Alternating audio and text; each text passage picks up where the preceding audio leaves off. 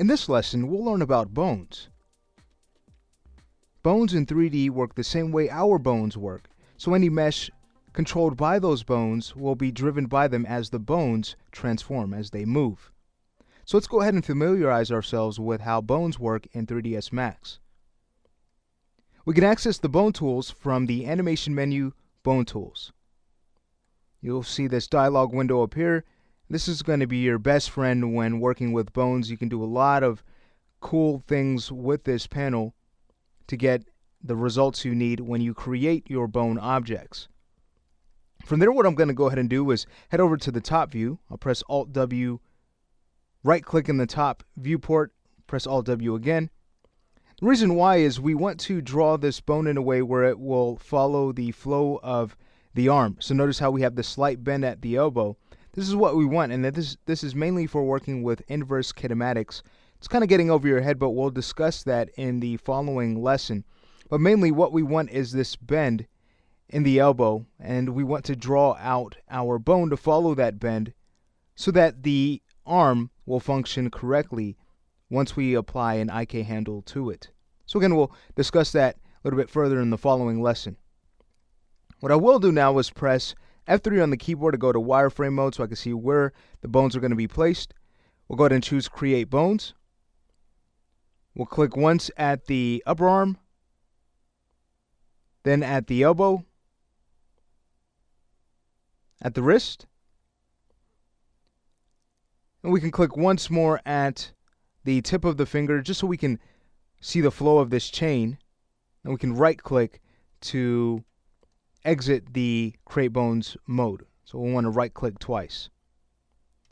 Okay, depending on the size of your bones, it may be just fine for you, but if you ever need to go and correct the size of your bone objects, let's go ahead and head back over to the perspective view so you can see this. If you ever need to change the size of your bone objects, just head over to the Modify panel. Notice you have width and height parameters.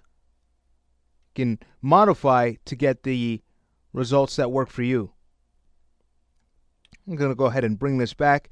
I think these results were fine for this setup. Okay, great. So we've created a bone system. And notice, as we start to move these bones around, let's go ahead and start with what will be the upper arm bone. If we start to rotate this, notice we've created this automatic hierarchy, which is great. It saves us a lot of time. Going to the forearm bone as we start to rotate that. Wonderful. Going to the wrist bone. So that's another great feature about bones, is that we create this automatic parent-child relationship. Now with bones, we would then use them to get a little bit more complex and build a character rig. All right, so we're just kind of skimming the surface here, and if you'd like to learn more about that, feel free to look into our Intro to Character Rigging course and even Character Rigging for Production course after you've finished that one. Okay, so with that said, I'm going to go ahead and now place this bone object within the arm. So again, we can press F3 to go to wireframe mode so we can see our placement. Selecting the upper arm, we'll just start to move this up and into place. And feel free to rename these if you'd like. For example, the upper arm, you can go ahead and move over to the Modify panel at the top and rename this to Upper Arm Bone. I won't rename all of them, just giving you an idea, again, to stay organized. All right, so now that these have been placed where they need to be, it's time to do a little bit of linking to have these bones control our arm mesh. So we know how to link already. Let's go ahead and start with the hand. Again, we select the object we'd like to be the child, go to the link tool, and link to the object we'd like to be the parent. Great. Let's go ahead and do this again. For the forearm, so I'll select the forearm mesh. Might be a little bit tricky to see where the wireframe is. And if that's the case, again, you can always head over to the schematic view. Under Graph Editors, New Schematic View. There's our bone system. There's the lower arm. So where is lower arm going to? That's going to go to bone 2. So with lower arm selected, I'll go ahead and choose the Connect tool, which is also the link tool. Again, one and the same. And we'll link to bone 2. Notice how much faster that is. I'll go to the upper arm. With that selected, I will connect that to the upper arm bone. And now we have created a new hierarchy.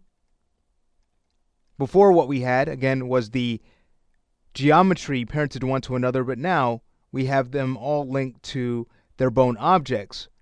So what does this do for us? Well, now let's go ahead and check out the beauty of working with bones.